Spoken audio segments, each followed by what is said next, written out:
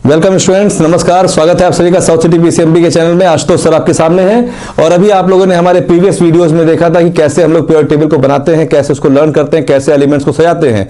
तो हम लोगों ने एलिमेंट्स को सजाया, उसको बनाया, उसके एटॉमिक नंबर को लर्न किया, अरेंज किया और हम लोगों ने यह भी जाना कि फर्स्ट ग्रुप को अल्कली मेटल कहते हैं और सेकंड ग्रुप को अल्काइन अर्थ मेटल्स कहते हैं और ग्रुप जो 13 है उसे हम लोग बोरॉन फैमिली कहते हैं, 14th को हम लोग कार्बन फैमिली कहते हैं, 15th को निकोजेंस कहते हैं, ग्रुप 16 को कैल्कोजेंस या चाल्कोजेंस कहते हैं, ग्रुप 17 को हेलोजेंस कहते हैं, ग्रुप 18 को नोबल गैस कहते हैं। और अब बात आ रही है कि हम इन पर बेस्ड क्वेश्चंस को सॉल्व करें। तो कैसे इन पर क्वेश्चंस आएंगे, कैसे सॉल्व करना है, उसके लिए कुछ प्रॉपर्टीज को।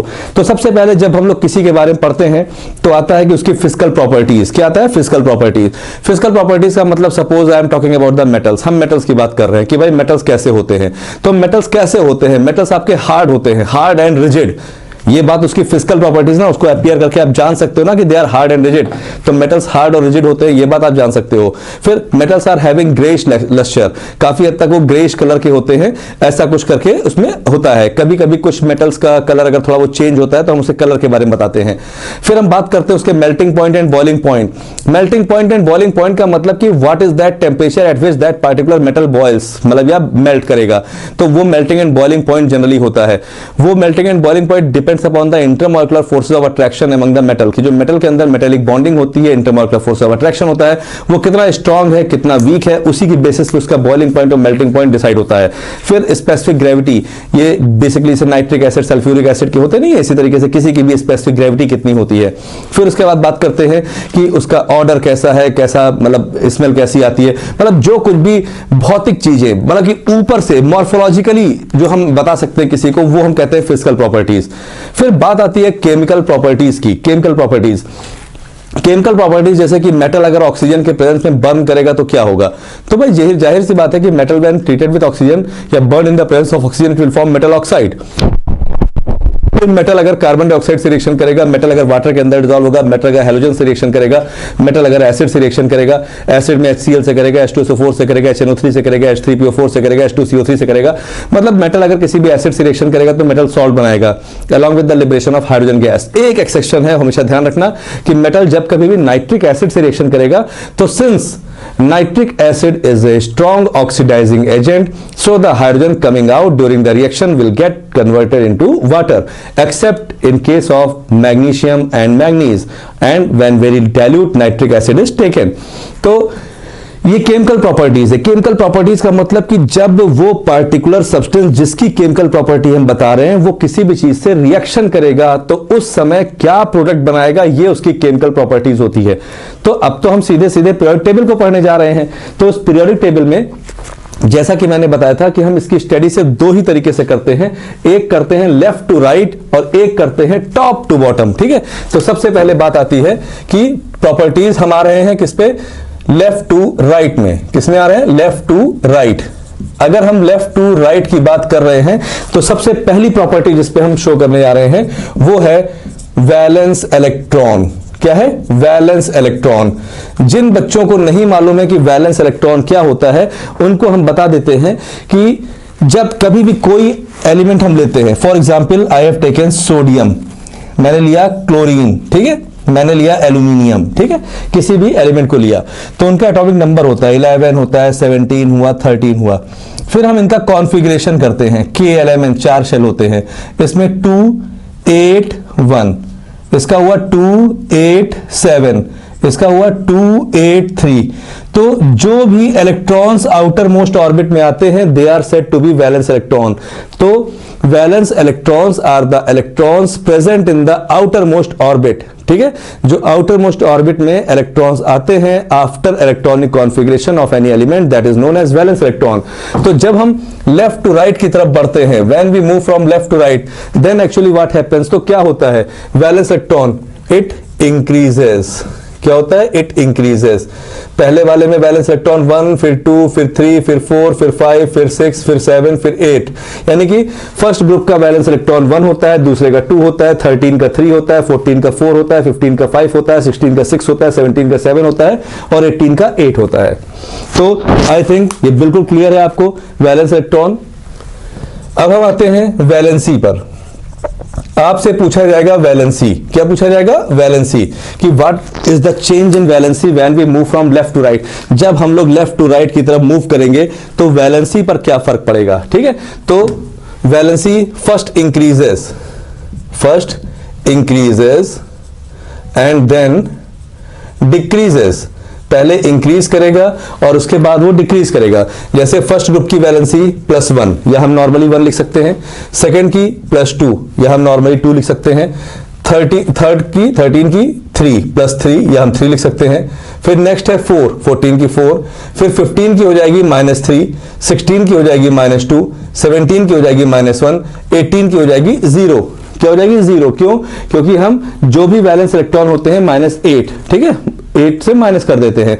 तो ऐसे में सपोज अगर हम बात करते हैं कि हमने ले लिया ऑक्सीजन, एटॉमिक नंबर है 8, ठीक है, आउटर मोस्ट में 6, तो 6 - 8 = -2। तो this is the valency of oxygen -2, और एक ग्रुप 16 है। ठीक है, तो ये वैलेंसी होती है। तो हमारे ख्याल से वैलेंस इलेक्ट्रॉन और वैलेंसी, ये 2 पॉइंट आपको बिल्कुल क्लियर हो गए होंगे। फिर हम लोग आगे चलते हैं। अब बात आती है third point, that is known as metallic character. Metallic character पे क्या असर पड़ता है। ठीक है, तो हम लोग जानते हैं कि जब आपके सामने ऐसे पीरियोडिक टेबल खुली रहेगी तो ये नॉन मेटल है और इधर मेटल्स है। Metals are always in the left direction and non metals are generally in the right direction. Extreme right पर जो होंगे वो नॉन मेटल्स होंगे और लेफ्ट पे जो होंगे वो क्या होंगे?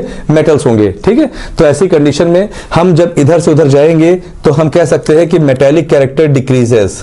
Metallic character decreases. Metallic character क्या होगा? डिक्रीज करेगा। और अगर मेटेलिक कैरेक्टर डिक्रीज होगा तो डेफिनेटली जो नॉन मेटेलिक कैरेक्टर होगा वो इंक्रीजेस। तो हम कह सकते हैं कि यहां पर नॉन मेटेलिक कैरेक्टर जो होगा वो क्या होगा? इंक्रीज करेगा। Non metallic character increases. ठीक है, ये बढ़ेगा। ठीक है, फिर उसके बाद आता है मेटेलिक कैरेक्टर को ही हम लोग कहते हैं इलेक्ट्रोपॉजिटिविटी। क्या कहते हैं? इलेक्ट्रोपॉजिटिविटी। तो अगर metallic character is increasing, that means electropositivity या इलेक्ट्रोपॉजिटिव कैरेक्टर। ठीक है, ये क्या होगा? इलेक्ट्रोपॉजिटिव कैरेक्टर डिक्रीज करेगा, it will decrease.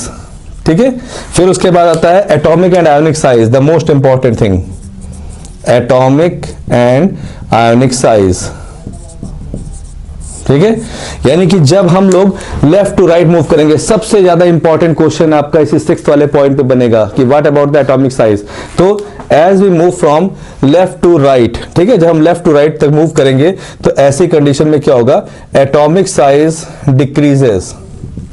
Atomic size decreases, atomic size घटेगा। एटॉमिक साइज क्या होगा? घटेगा। क्यों? Since due to effective nuclear charge, due to effective nuclear charge which increases। ठीक है, एक्चुअल में होता क्या है, अगर देखा जाए तो ये जितने भी हैं इन सब में 2-2 इलेक्ट्रॉन ही तो हैं। अगर हम करें फर्स्ट वाले को, लिथियम को करें तो 2-1, फिर 2-2, फिर 2-3, फिर 2-4, फिर 2-5, फिर 2-6, फिर 2-7, फिर 2-8, यानी सब में यूज तो खाली 2 ही शेल हुए हैं ना, KL KL KL KL, यही 2 ही शेल यूज हुए हैं। तो ऐसे में साइज तो सबका सेम होना चाहिए, नहीं। एक्चुअल में होता क्या है कि अभी हम देख रहे हैं शुरुआत में ये, ठीक है, सेंटर में आपका न्यूक्लियस है और 2 इलेक्ट्रॉन यहां पर हैं और 1 इलेक्ट्रॉन यहां पर है। तो ये जो आउटर मोस्ट इलेक्ट्रॉन है वो एक ही साइड से अट्रैक्ट किया जा रहा है न्यूक्लियस के द्वारा। लेकिन जब यहां पर 2 इलेक्ट्रॉन होंगे तो इधर से भी खिंचाव पड़ेगा और इधर से भी खिंचाव पड़ेगा। 3 इलेक्ट्रॉन होंगे तो इधर से भी खिंचाव पड़ेगा, 4 होंगे तो इधर से भी खिंचाव पड़ेगा। तो खिंचाव पड़ने पर वो क्या होगा? उनके साइज में थोड़ा थोड़ा अपनी तरफ झुकाव होगा। किसकी तरफ? न्यूक्लियस की तरफ। इसी को बोलते हैं effective nuclear charge. That means the force of attraction or the charge experienced by the outer electrons। जो outer electrons होते हैं वो जो न्यूक्लियर चार्ज को एक्सपीरियंस करते हैं, जिनकी तरफ से वो अंदर की तरफ उनका झुकाव होता है, इसकी वजह से उनका साइज क्या होता है? थोड़ा सा डिक्रीज होता है। तो as we move from left to right the size decreases. हो सकता है कि आपके एनसीईआरटी में नाम ना लिखा हो, वहां पे नंबर ऑफ प्रोटॉन्स के टर्म में दिया हो, लेकिन बेस्ट है कि you simply write atomic size decreases due to effective nuclear charge which increases as we move from left to right in a period. Clear? ठीक। उसके बाद बाकी तो बहुत सारी चीजें बताई जा सकती है, जैसे आयोनाइजेशन एंथैल्पी और nuclear charge, electron gain enthalpy, लेकिन वो आपके सिलेबस में नहीं है। आपके सिलेबस के हिसाब से फिर नेक्स्ट पॉइंट जो हमारा आता है, ठीक है, वो हमारा ये होता है कि व्हाट अबाउट द इलेक्ट्रोनेगेटिविटी। ठीक है, तो अब अगर नॉन मेटेलिक कैरेक्टर इंक्रीज हो रहा है तो इलेक्ट्रोनेगेटिविटी इंक्रीजेस, क्या होगा, इंक्रीज करेगा। तो इस तरीके से हमने देखा। और सेकेंड थिंग क्या होता है, रही बात मेल्टिंग एंड बॉइलिंग पॉइंट की, कि मेल्टिंग और बॉइलिंग पॉइंट की अगर हम बात करें, मेल्टिंग एंड बॉइलिंग पॉइंट, ठीक है, तो आप देखिए कि अल्कली मेटल्स जो होते हैं, यानी कि जो फर्स्ट ग्रुप में जो एलिमेंट्स होते हैं, इनका साइज अपने पूरे पीरियड टेबल में अपने रेस्पेक्टिव पीरियड में सबसे बड़ा होता है, सबसे बड़ा होता है। यानी अगर क्वेश्चन आता है कि alkali metals are soft in nature, alkali metals are highly electropositive in nature, alkali metals are having the largest size, तो जो कुछ भी है उन सब के पीछे रीजन कहीं ना कहीं ये है कि ये जो एलिमेंट है लिथियम या सोडियम या पोटेशियम, ये अपने अपने पीरियड में इनका साइज सबसे ज्यादा बड़ा होता है। क्या होता है, सबसे ज्यादा बड़ा होता है। ठीक है, तो ऐसी कंडीशन में जो अगर हम कहें कि मेल्टिंग एंड बॉइलिंग पॉइंट की भी बात करें तो generally they are having the low melting and boiling point. इनका मेल्टिंग एंड बॉइलिंग पॉइंट तो जनरली थोड़ा सा लो होता है, लेकिन पीरियड के हिसाब से अगर देखें तो they are having high melting and boiling points. क्या होता है, हाई, ठीक है, हाई होता है। लेकिन जब हम जाते हैं तो वो क्या होता है, इट डिक्रीजेस, इट डिक्रीजेस। ठीक है, क्योंकि हम लोगों को मालूम है metals are generally solid and non metals are generally liquids और गैसेस। तो जैसे उधर जाएंगे तो वैसे भी वो लिक्विड और गैस हो जाएंगे, तो उनका मेल्टिंग और बॉइलिंग पॉइंट क्या होगा, डिक्रीज होगा।